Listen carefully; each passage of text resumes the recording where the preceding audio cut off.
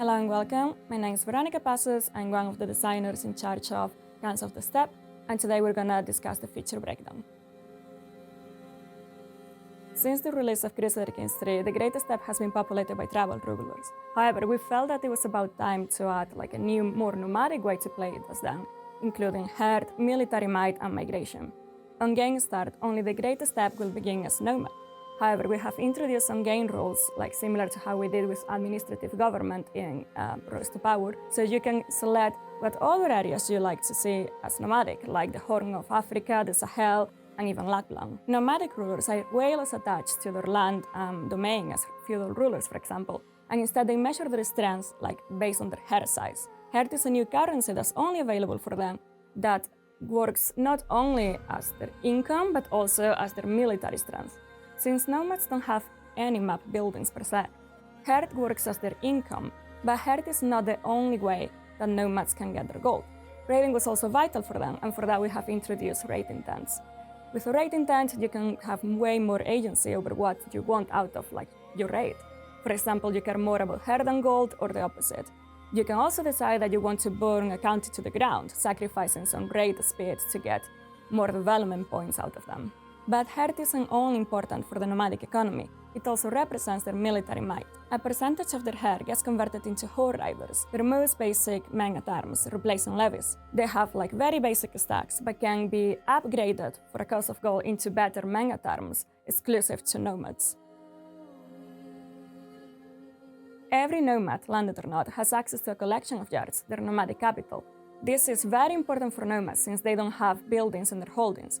Instead, they will have to spend the domicile that they own and create new internal and external upgrades that allow them to improve their nights, their food storage, or even the fertility of the region. Nomadic capitals have their own culture and faith, which often match but don't really have to, like that of their owners.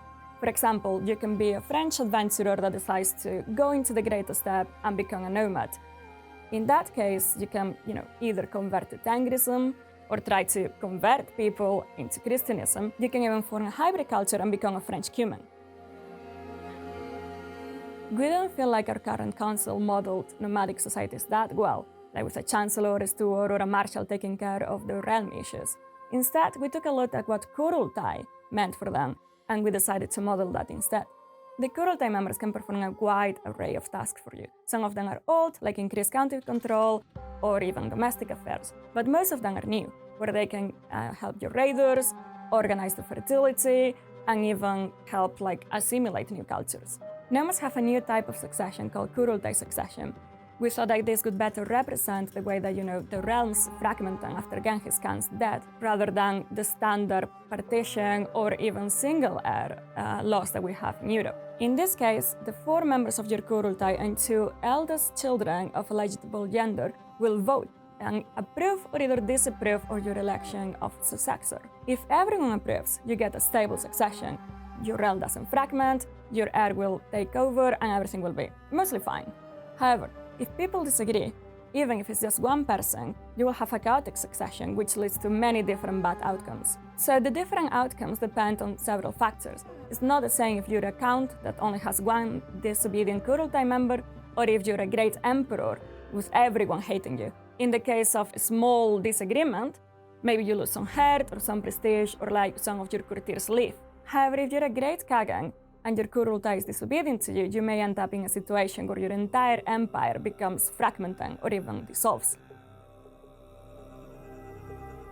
Obedience is a new binary state introduced with Guns of the Steppe.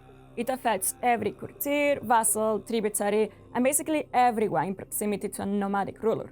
Obedience regulates the chances of a tributary breaking free, a courtier plotting against you, or even a vassal creating a faction. When designing the DLC, we felt like opinion and obedience were not exactly the same, and we needed a new factor. For example, you may dislike someone, but still be obedient to them in the sense that you will follow their lead because you think they're doing a good job, or because you're afraid of the repercussions. Obedience is initially calculated by some factors, like their opinion of you, for example, but also your dread, legitimacy, prestige, and even how many children you have. However, there are several ways that a nomadic ruler may convince someone that they should be obedient to them. For example, they can demand obedience if their threat is high enough, or they can negotiate it for a price of gold per head. They can even go on an urge, a new type of hunt available for nomads, where they can use their imposed obedience intent to make someone obedient. The Great Steppe is divided in 3 regions, each of them with a different season active at any time. These seasons govern fertility, but also offer new and exciting opportunities for nomads. For example, they may be more likely to become a tributary during a cold set or get raiding bonuses during a drought. But seasons aren't only something that you see when you open the situation window, it's also something that you will see on the map, with new special effects for each of them. When fertility is running low, it's time for nomads to migrate. Migration can happen at any time, but their targets are determined by their dominance level. Dominance is the perceived power of a nomadic ruler. It's gated by herd size, and it has 5 levels, with the last one only being accessible to the Gurkhan, the person with the highest herd in the whole steppe. By increasing their dominance level, nomads get bigger domain and vassal limits, but also special decisions, like for example settling the people outside or inside the steppe and new cities. But more importantly, the dominance level lets you migrate to county, duchy, kingdom, or even empire when you reach the highest levels.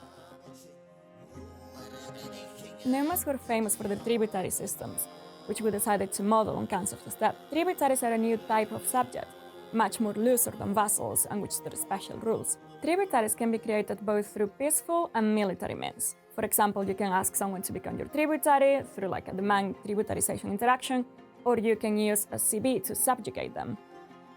Tributaries will pay you some herd or gold, but they may also leave if they're not obedient to you or if you migrate too far from them. We have also added another type of basic or generic tributary for non-nomadic rulers. These tributaries can only be created through war and will only break free if they decide to war against you instead. Confederations are defensive pacts that nomads or tribals can declare, where they can band together against a bigger enemy. With this expansion, we have also revamped the steppe. Not only the setup, but also graphically. We have introduced new cultural traditions, manga terms, clothes, event backgrounds, and even a new throne room. We have also collaborated with traditional musicians to make sure that players can immerse themselves in the sounds of the steppe. New music tracks and ambient sounds will show up in important moments of your playthrough. Like for example, you may launch an invasion and hear some throat singing in the background.